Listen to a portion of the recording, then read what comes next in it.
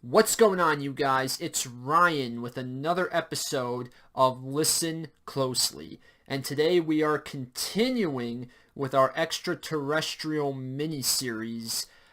Today we're going to be talking about the gray aliens. Now, the gray aliens, these are probably the most famous of the extraterrestrial species. They are probably, as most anybody watching this, they're pretty big in pop culture, and they pretty much, whenever we talk about extraterrestrials, that's sort of what we think about are the gray aliens. That's where things automatically kind of go whenever we discuss the topic. Whenever you hear about alien abductions, you usually hear about the gray aliens. And we're going to talk about that. We're going to talk a little bit about the alien abductions, why they're happening, what kind of things they're doing right now. First of all, who are the gray aliens? Well, first of all, the gray aliens, if you've been watching any of my past videos, you'll know that the alien races that I've mostly covered have been the spiritual, higher vibrational extraterrestrials. The gray aliens are more lower vibrational, and normally I wouldn't cover lower vibrational aliens, but because they're so popular in our society, that is the reason why I've decided to cover the grays and talk about them a little bit. So, the gray aliens, as you saw when I posted this video, I labeled the gray aliens as the galactic pawns. Now, it should be noted when we talk about the grays, who are they? Well, whenever we talk about gray aliens, there's normally two different types of gray aliens that we see. There's the tall grays, and then there's the short grays. The short grays, I would say, are the more common of the gray aliens that we see, that most people notice in any abduction stories. And the gray aliens, the best way to describe them is they are a product. Anything you've ever read online about the grays, or people who have some kind of information on the grays, say that there are good gray aliens and there are bad gray aliens. That is because the dynamic that you basically have when it comes to the gray aliens is the tall grays are more or less the overseers. The small grays are workers. Now, the small grays are a mix of biological and robotic or droids. I guess that's the best way to really describe the small grays, is they are drones, androids with some organic technology mixed in, and they're also kind of cloned of each other. The tall grays seem to consider the small grays like a product. So anyone, if the price is right, can almost buy small grays and use them for whatever purposes they want to use them for. And for this reason, this is why you have good grays and bad grays, because it's pretty much whatever the small grays, whoever they're working for, determines their alignment pretty much. I mean, if good people bought, good extraterrestrials bought some of the small grays, then the small grays are going to be used for benevolent purposes. If someone like the reptilians, who aren't so great, were to buy some of the small grays, then that means they would be used for more malevolent purposes. Unfortunately, with the tall grays kind of overseeing things, the small grays are used more for the cabal, so they're more used in the more malevolent kind of aspects of things. Now, the small grays, they come, actually the small grays and the tall grays, they come from what's known as the Zeta Reticuli star system. The tall grays have also been said to come from Alpha Centauri as well as Zeta Reticuli. Now, the Zeta Reticuli star system is what we call a border world, or a border star system, I should say. It's not a world, it's a star system, but it's a border star system on the Galactic Federation of Light. So the Galactic Federation of Light territory, Zeta Reticuli, is a star system that's on the border of the No Man's Lands and the Galactic Federation of Light. There are, most of the small grays have been in servitude to the Cabal. The Cabal uses them as pawns to do their work.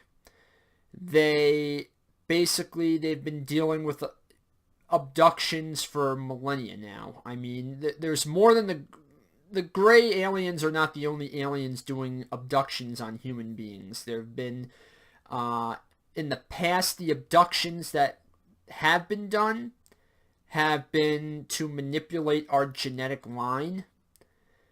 For anyone in the science community, people who know what junk DNA is. Junk DNA is DNA that scientists have not been able to fully understand or figure out. There's theories on what it is, but what junk DNA actually is, it's reptilian, Draco-reptilian, Anunnaki, and gray alien DNA. They basically, the more Cabal-ish aliens have been trying to hijack the human race for themselves and manipulate our DNA to serve them. That didn't get very far, fortunately. So a lot of the testings that have been done now have been, at least by the gray aliens, have been genetic testings. Now, one of the very interesting aspects of the abductions is, and I actually received this message. I got this message from the spirit realm. When the whole concept of abductions was brought up to me, one of the most famous alien abductions out there, Travis Walton, for those of you who have seen the movie Fire in the Sky. Now, Fire in the Sky, as it was described in the movie, the Hollywood movie, was false. That's not the actual abduction of Travis Walton. The actual Travis Walton story goes that the beginning of Fire in the Sky, I should say, where Travis Walton gets out of the truck and is thrown across the field by the UFO, and then he's gone. That part happened. It's the later part with the cocoon and everything. That part was all fake. It never happened. What actually happened was when Travis Walton was abducted, he woke up on a table and saw small grays, 2 or 3 of them working. They were over him, and he panicked and got off the table, and the gray aliens kind of put their hands out, like this, in a non-threatening manner, and they walked out of the room. Travis Walton then proceeded through the UFO to what I guess was a command center where there was a chair in the middle of the room, and he was playing around with that and surmised that he was on a spaceship. And at that point, a human-like extraterrestrial, a Pleiadian, came into the room, brought him into a room with 2 other Pleiadians, and they put a mask over his face, and he blacked out, and next thing he knew, he was on Earth. So that's the actual Travis Walton story. Now, first of all, I want to talk about what the spirit realm told me about Travis Walton's abduction. The reason why Travis Walton was abducted was the extraterrestrials, meaning the gray aliens. The gray aliens were studying his brain. When it comes to the gray aliens, the way they're created, their center is right here in the neck, upper chest area. Contrary to popular belief with those big heads, the gray aliens are, their center of who they are does not come from up here. It comes from down here. And they don't understand, or they didn't understand, why our center is up here in our heads. That's where our brains are. So they were studying that on Travis Walton. Now, the spaceship that Travis was on was a gray alien spaceship. There were no Pleiadians or Nordic-looking aliens on that spaceship. There were none. Those Pleiadian or Nordic aliens that Travis Walton saw were actually the gray aliens, but they used some kind of costume, or it was something that they used to basically disguise themselves as Pleiadians.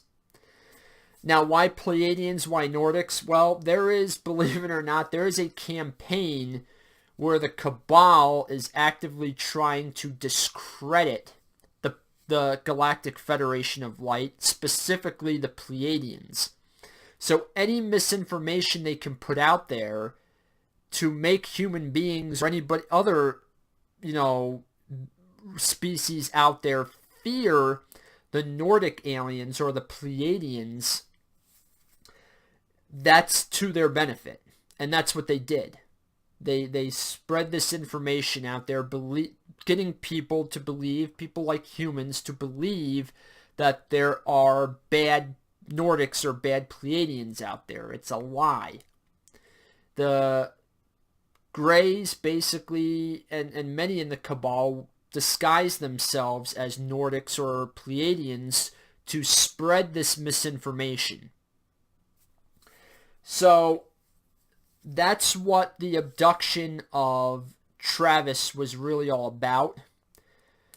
Now, it should be noted that the abduction scenarios were drastically reduced as of the year 2000, the turn of the 21st century.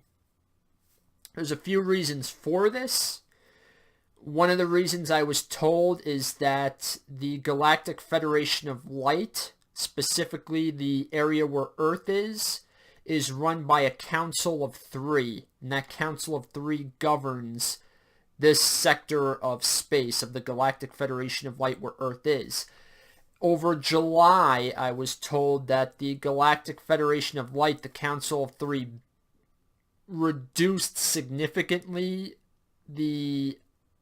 what was allowed in terms of abductions.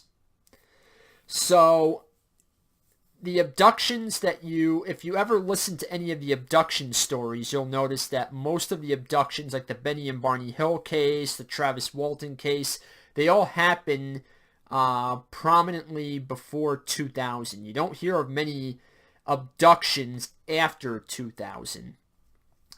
And the abductions that you do hear of, they mostly have to do with implants. So a lot of the genetic testings, a lot of the reproductive testings, different things like that have been stopped. The amount of alien abductions happening now have been significantly reduced. They have been regulated down to implants. And the implants are not just being done by the gray aliens. They're being done by other extraterrestrial races too. The purpose of the implants that the ETs are putting in humans, there's a lot of different debate as to what they are. Some say they're just tracking devices. But some of the implants are used if the aliens know that you are going to be a person of significant value in your lifetime here on this earth. Some of the implants that they put in people's bodies reduce illness. Not to say you won't get sick, but in terms of things like cancers, different, diseases that could kill you, the basically purpose of some of the implants is to reduce or stop those diseases from happening so that you live a longer life. And usually they give those to people who they know are going to have some impact on our world. So they want those people around longer for servitude to help humanity. Again, that's not to say things won't happen to you. You can still get sick with different illnesses. It's just you won't get sick with, some of the real nasty things out there. But as of right now,